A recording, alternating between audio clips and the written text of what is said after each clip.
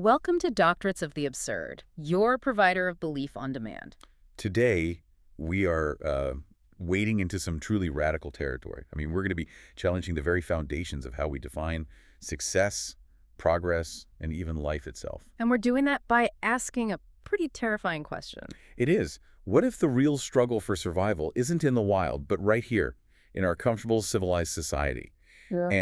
And what if that savage face we're so afraid of is just our own reflection? That's right.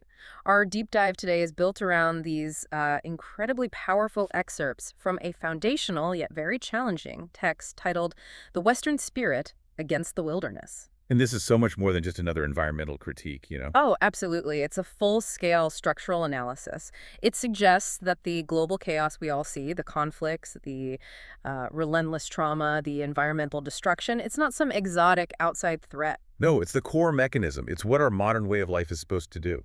The text calls it a public secret hidden right there in plain sight. So our mission today is to really grasp this profound intellectual argument. The idea that modern civilized life, with all its institutions and technologies, is actually the true wilderness. A place of struggle and scarcity. Yeah. Yeah. And that the global construct we all inhabit is fundamentally a monstrous, destructive entity.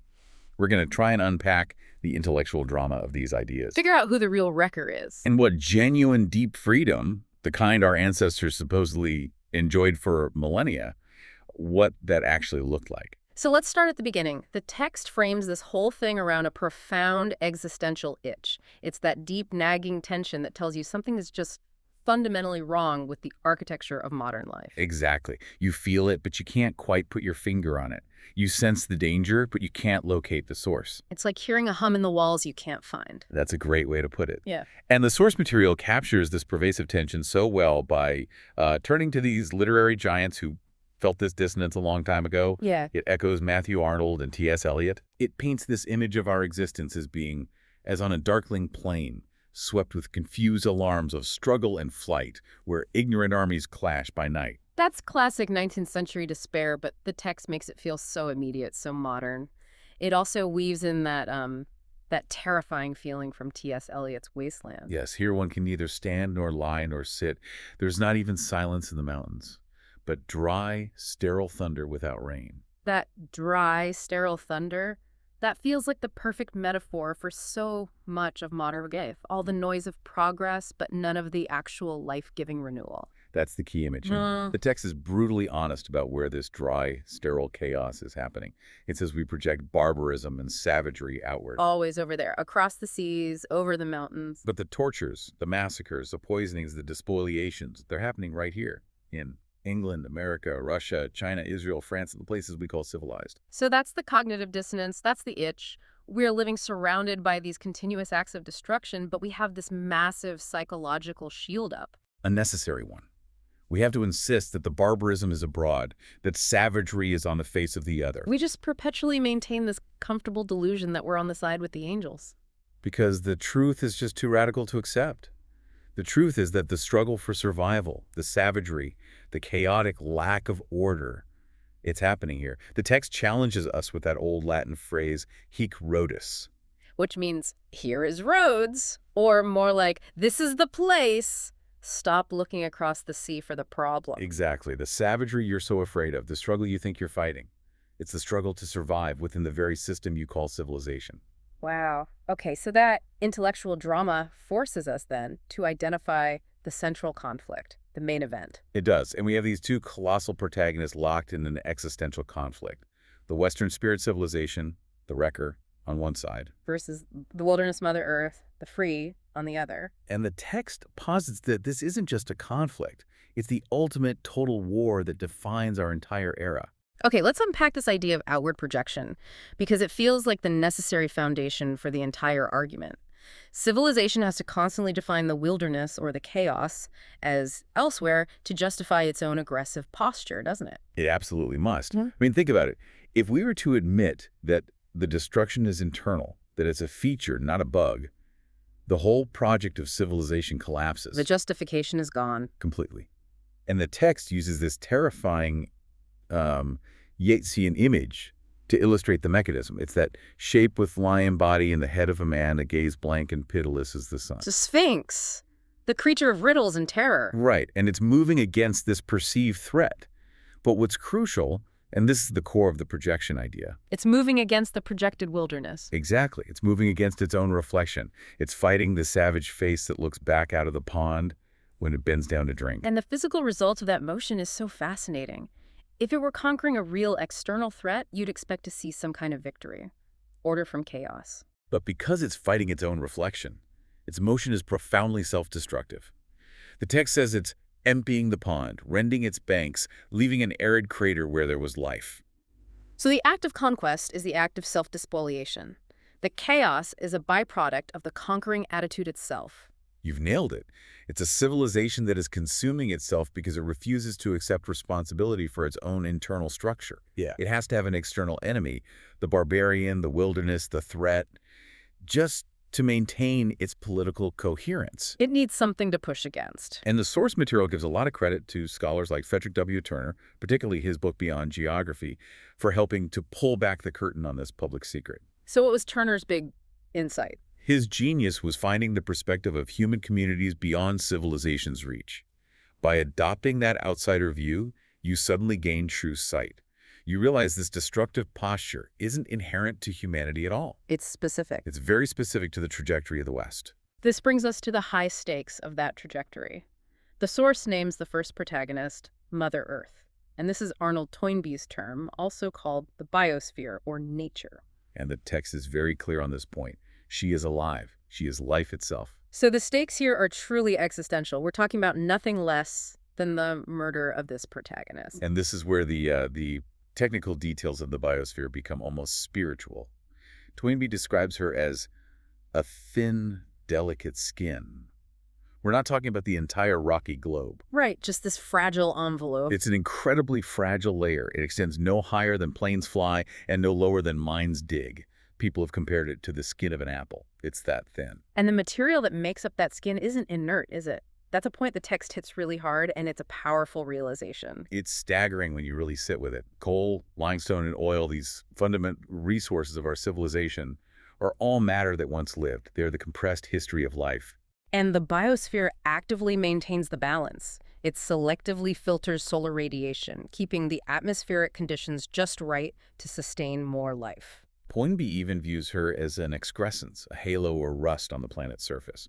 It suggests that life itself is this astonishing, delicate, and maybe unique crust on an otherwise barren rock. The catastrophic implication, then, is that mankind, or more specifically Western man, has grown so powerful that we've surpassed the ability of the biosphere to heal herself. We're now wrecking that delicate crust, not just locally, but on a global scale. Right. We're consuming the stored, once living matter, the coal and oil, and releasing it back into the atmosphere at a rate the biosphere just cannot filter or reabsorb. So if we accept the premise that Mother Earth is a singular living organism, then from her own standpoint, she is committing suicide by being ravaged. Yes. But if we adopt the standpoint of two protagonists, mankind and Mother Earth, the implication is clear and, frankly, unavoidable. We are murdering her. And that forces us to get very, very specific about the definition of the villain.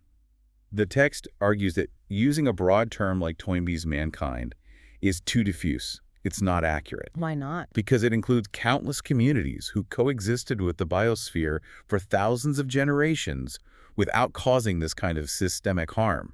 They are trapped by the wrecking. They're not the ones initiating it. So we have to isolate the true wrecker. We do.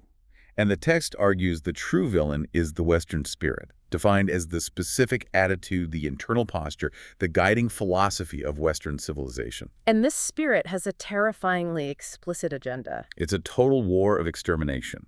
A war pitting spirit against nature, soul against body, technology against the biosphere, civilization against Mother Earth, God against all. Wait, hold on. If we accept that premise, that this isn't just about resource extraction, but a total war against the very concept of nature, how does that show up in, say, a standard business meeting or a national political agenda? Because most people think they're trying to manage nature, not exterminate it.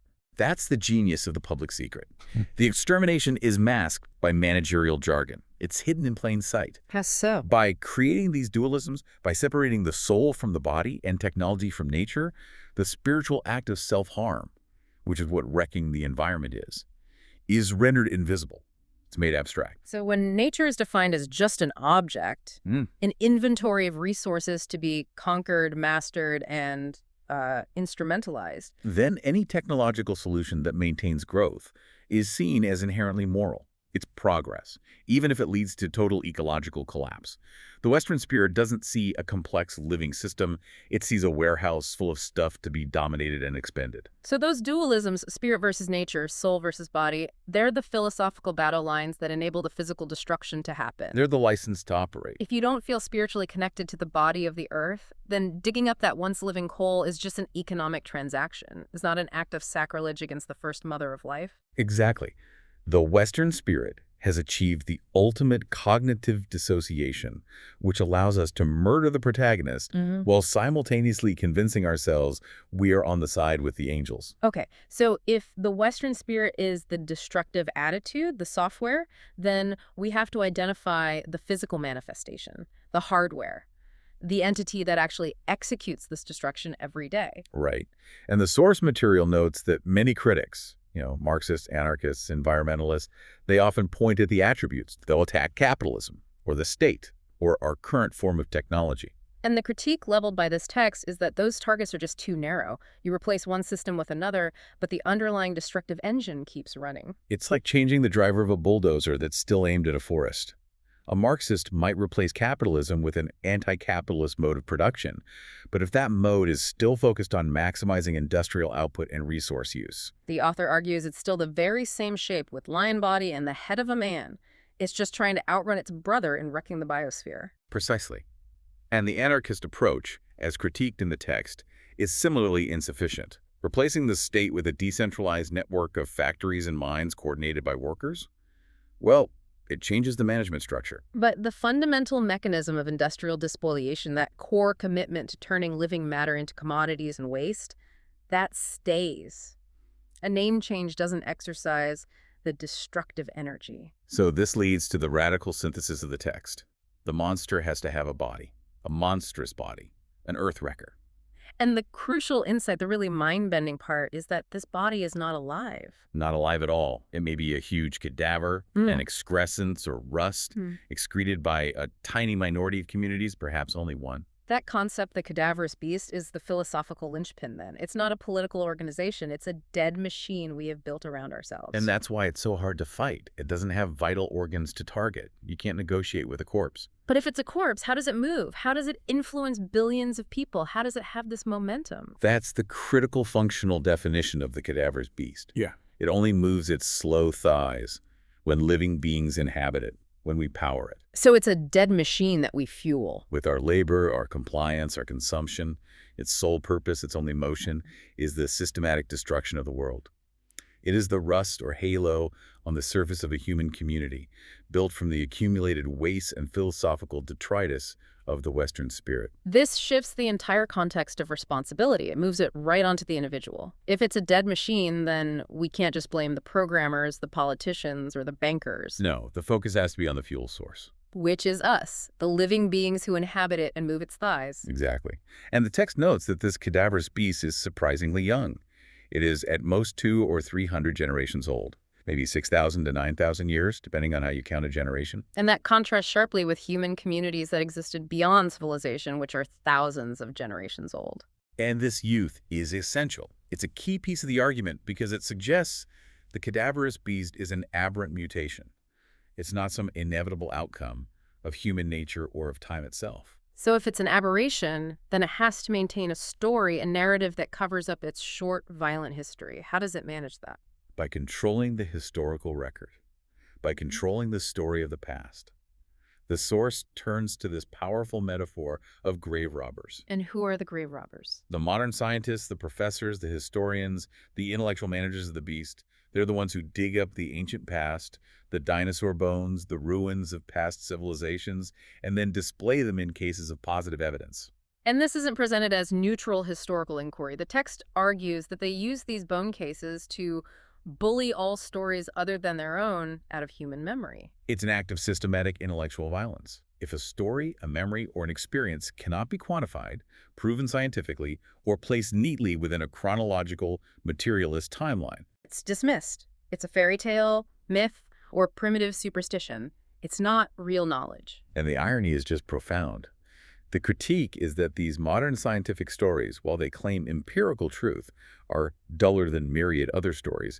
They erase the generational richness. How so? Well, the grave robbers, they fail to understand the richer stories of the grandmothers who knew the swimmers, the crawlers, and the walkers as their kin. Or the story of the fish with a snout who survived by playfully practicing breathing. They can't see that. They only see what conforms to their own reductionist material posture. So critically, the text says the bone cases only shed light on the grave robbers themselves. On their posture, their assumptions, their deep need for control and for quantifiable evidence, they're projecting their own poverty experience onto the vast richness of the past. And this is how the Cadaverous Beast sustains itself. By being so young, it needs to erase the deep history of human flourishing that happened before it existed. It has to. It needs to convince its inhabitants that the past was nasty, brutish, and short. A time of ignorance. Which makes their current status as inhabitants of the Cadaverous Beast's structure seem like progress. It's the only story that keeps the machine running. So we have a young, dead, destructive machine powered by living people, which systematically rewrites history to justify its own existence. This leads us directly to the function of the people inside the machine, the workers. Yes. If the beast only moves because we move, then the entire concept of labor, of production, of survival has been inverted and corrupted. We have to examine the actual state of the modern worker within the beast's mechanism. Right. If the Cadaverous Beast is fueled by our labor, we have to look very closely at the concept of work itself. The source material immediately challenges the civilized belief that all life works just to eat. It calls that the news broadcast by the managers of Gulag's islands. That's an incredibly loaded phrase. It is. It's a critical philosophical move. The managers of the industrial gulag, the time and motion engineers, the bosses, the political elites, they project their own miserable, scarcity-driven condition onto the entire web of life. They assume all life is just a grueling struggle for subsistence. But when you actually look outside the factory gates, the factual contrast is staggering. The varied beings, the swimmers, the crawlers, the flyers, they fill their waking lives with dances, games, and feasts. They are not spending their lives in grim accumulation. Think about the animal kingdom. Hunting, stalking, feigning, the activities we associate with survival. The text defines them as fun, not what we call work. That implies that in nature, effort isn't alienated from joy. Exactly. Joy and fulfillment are inherent in the successful, integrated activity of realizing one's potential. But hold on, if they're having fun, doesn't the animal still have to hunt to survive? Isn't the necessity of finding food or building a nest still a form of labor? But that's the classic civilized person's confusion, isn't it? Yeah. We are so conditioned by the necessity of forced labor working for wages to pay for housing and food that we cannot imagine labor as play. So for a wolf, the hunt is different. It's a complex, joyful, community-enhancing activity. It's a realization of its wolf nature. It fulfills a need, yes, of course, but the means of fulfillment are integrated with pleasure, with ritual, with immediate satisfaction. It's not a job. This makes the definition of the modern worker terrifyingly specific. The text says the only beings who truly work in the modern sense of coerced, alienated, instrumentalized labor are the inmates of Gulag's islands, the Zeks. And the term Zek here isn't just a prison term. It means conscripts, inmates, labor gang members, anyone caught in the net of factories, mines, offices, in debt. So if you are working in the modern civilized sense, bound by the clock, performing tasks disconnected from your immediate wishes or your nature, then you are, philosophically speaking, a Zek. You're an inmate, and your life is determined by the machine's demands, not by your own being. You are powering the Cadaverous Beast. This leads us directly to reclaiming this core concept of the state of nature Rousseau's term, which the text insists must be brought back into common use. Yes. And why? Because the term itself grates on the nerves of the armored civilized person. It makes the armor of forced labor and alienation visible. And the core synthesis is just incredibly direct. Freedom and the state of nature are synonyms. That's it. The tame, the domesticated, they want to monopolize the word freedom for things like political representation or the freedom to choose between brands of cars. But the text forces us back to the fundamental dictionary definition. And that definition is the key that exposes the secret. Freedom means, first, not determined by anything beyond its own nature or being, and second, determined by the choice of the actor or by his wishes. Okay, so let's look at the biosphere through that lens. Mother Earth is free when she acts according to her nature, cyclically moistening herself, letting her skin erupt with life. Until she is restricted by an external force, which today is the Cadaverous Beast cutting into her skin and rending her bowels. And individual life forms, trees, insects, fish are free as they realize their inherent potential and wishes. But the text provides an essential, beautiful nuance here that just destroys the civilized notion of a brutal, Hobbesian survival of the fittest. It does. It's that definition of consumption in the state of nature. When an insect is eaten by a bird, the insect is making a gift of its freedom to the bird's freedom. It's not a zero-sum struggle where one freedom annihilates the other. No, it's part of a cyclical balance, a mutual enhancement. The bird's enhanced freedom then leads to reciprocal benefits. Perhaps the bird manures the seed of the insect's favorite plant, and the circle closes. That reframes what we call survival entirely. It's not a struggle against the environment or against other organisms. It's active participation in a community of mutually enhancing freedoms. And that is the profound, lost definition. The state of nature is a community of freedoms. It's a system where the temporary curtailment of one life enhances another, and that enhancement leads to reciprocal benefits for the whole system. The whole community thrives through this dynamic, joyous exchange. And to provide some empirical proof of this lost joy and affluence, the source turns to anthropology. It references the Kung people, observed by Leakey, Who survived as free human beings, cultivating only themselves and their relationships, not external commodities. and their life was the absolute opposite of the Zek condition. Completely. A life of full-time feasting, celebration, and play, with immense leisure time. Their deep personal satisfaction came not from consumption or accumulation, they had very few possessions, but from the continuous act of sharing food, experiences, visions, and songs with their community. This absolutely validates Marshall Sahlins' argument in Stone Age economics. Sahlins demonstrated that our ancestors, the possessed, found affluence wherever they went. And their affluence was based on having few needs and easily meeting them. He calls it the original Affluent Society. It just turns our entire narrative of history completely upside down. Conversely, the text highlights that the struggle for subsistence, that constant grinding fear of not having enough, is only verifiable among the dispossessed. Those industrialized, urbanized, or living on the margins of civilization. The ones forever running on the treadmill of debt and production, mandated by the Cadaverous Beast. The primitive life was not nasty, brutish, and short. It was characterized by a richness of life rare among the civilized. And this richness, this blurring of work and play, is exactly what offended the early colonizers, the Christian time and motion engineers, when they encountered free communities. It was completely incompatible with the Cadaverous Beast. They were disgusted by it. They spoke of women performing lurid dances in the fields when they should have been performing chores. And hunters engaging in devilish hocus-pocus before the kill. They observed this joyous, non-instrumental activity and were just repelled because they couldn't distinguish play from work. Their entire belief system required suffering, penance, and the clear separation of labor from pleasure. So the intervention was swift and decisive. They put a quick end to the hocus-pocus and the dances and saw to it that none could fail to distinguish work from play. In essence, they imposed the curse of labor. They forcefully dismantled the community of freedoms and created the first Zeks where none had existed before. They transformed abundance into scarcity just by redefining what it meant to live. So if freedom was lost through this forceful intervention and the imposition of the Cadaverous Beast, what did we get in return? The text is explicit about this. The result is the profound poverty of modern life, despite all our material wealth. We're living through an iron curtain of inversion. We now define possessions strictly as material ownership houses, cars, running constantly to possess more external things. While losing internal possession, the spiritual connection. And because of this inversion, the richness of the possessed our own deep past is now inaccessible to us. We have traded visions, shared myths, and deeply personal ceremony for fruits and nuts. Which is the trivial quantitative measure of caloric input.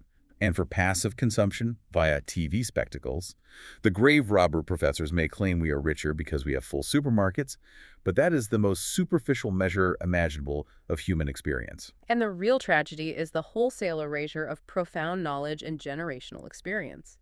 Thousands of generations of vital knowledge were lost, reducing the civilized person to what the text calls a blank slate. Wiped clean by school and the education system, unable to access what truly mattered. What specific experiences were erased? The text gives these incredible, almost mystical examples that we have no modern equivalent for. The ability to learn to hear the plants grow and feel that growth.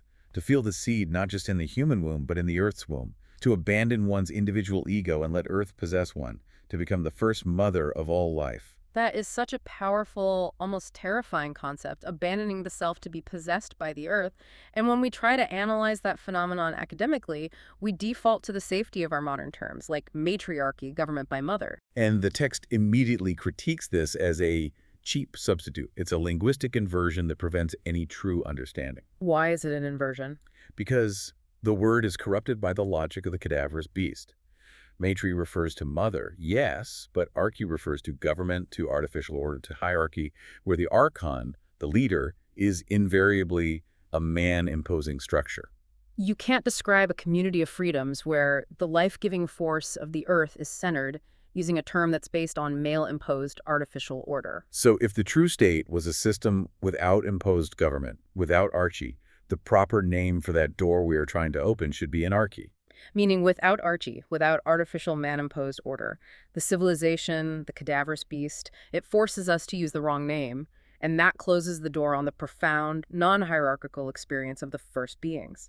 And that profound experience wasn't intellectual, it was shared and ceremonial. When the possessed mother returned from her trance, she shared thousands of generations of profound insight. Not through a textbook. No, but through the lurid dance and the song. The ceremonial act that lets her kin be possessed by the spirit of earth. It's a full, joyous, often frightening abandonment of the ego to become a vessel for the biosphere's knowledge. And this was available to everyone in the community, sisters, cousins, nieces. But the text provides an interesting social dynamic regarding the men, the nephews. It references Günter Grass's novel The Flounder to describe their psychological state. Yes, the text suggests the males in this profound state of nature often developed an inferiority complex.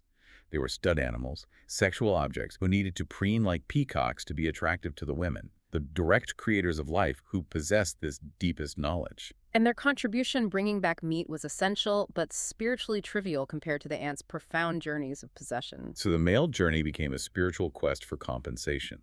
They needed their own equally profound visions.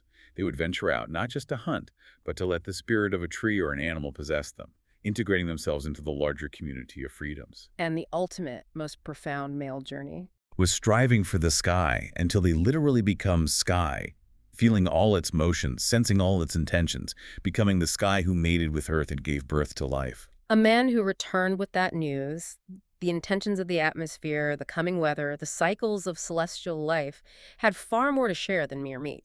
That was their path to generative power, a spiritual contribution that could match the profound knowledge of the women. These profound celebrations of life, these deep, shared spiritual realities, they simply have no counterpart in our narrow, unsexed, anthropocentric version of civilization. We have traded cosmic connection for consumer choice.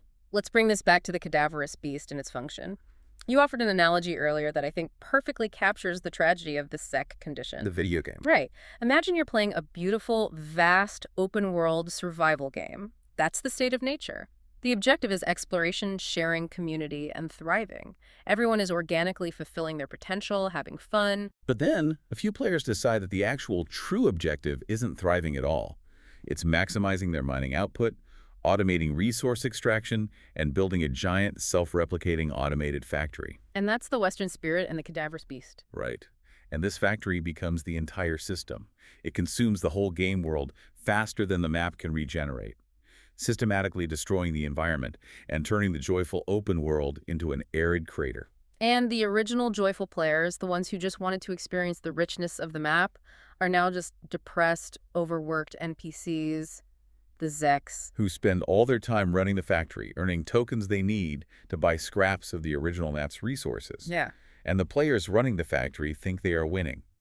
They call the original open-world players wild, primitive, and non-scientific. Their material accumulation, their high score in resources, blinds them to the holistic destruction they're causing to the ecosystem and the spiritual impoverishment they've imposed on themselves and everyone else. The entire game is now defined by the parameters of the factory, not the parameters of life. And this is why our modern perspective is so tragically impoverished. The ultimate proof of our poverty is visible even today in how the civilized interact with anyone who managed to hold on to that older qualitative knowledge. Yes, the text highlights this sad comparison. The modern tourist who visits a seer doesn't seek insight or wisdom. They are bored by the qualitative reality of the experience. They sit through the seance, fidgeting. Waiting for their opportunity to snap a photograph. And that photograph, which only captures surfaces, not qualities or spirits, is then used by the tourist to prove the seer didn't fly, didn't even rise from his seat. The tourist leaves, happily convinced that the seer and his community are dupes and morons because their experience didn't fit the Cadaverous Beast's requirement for positive evidence. And that is the critical clash. The Western spirit demands objective, quantifiable evidence that can be detached from the living experience. If you can't measure the spirit's possession or quantify the joy of the dance, it didn't happen. And by requiring the surface-level proof, the tourist guarantees they will never access the genuine, profound knowledge the seer possesses. They use their materialist vision to reinforce their own armored belief system. The loss is so profound that the only way our poor, degraded language can vaguely remember that forgotten past of spiritual wealth and total experience is through the term Age of Gold. We compare the priceless, holistic reality of possession and shared vision to a mere metal, a material commodity, which shows just how profoundly we have lost the ability to articulate or even conceive of true, non-material wealth. The tragedy is that we are convinced the pursuit of gold, the material accumulation, is progress, when it is simply the cheapest substitute for the spiritual affluence we destroyed to get here. Okay, let's unpack this. Our deep dive reveals a truly radical critique of modern existence. The villain isn't an external enemy or even a specific political structure like capitalism or the state. No, it is the Western spirit, an ancient foundational attitude of total systematic war against nature, the body, and the profound life-affirming reality of the biosphere. And this attitude manifests through the Cadaverous Beast, a young, dead machine fueled by our forced, alienated labor. Which systematically replaces freedom and joyous integrated play with forced work and material poverty. The intellectual drama reveals that the wilderness is not the natural world. The wilderness is the internal chaos, the spiritual emptiness, and the systematic destruction inherent in civilization itself. This forces us then to turn the lens inward and examine our own compliance.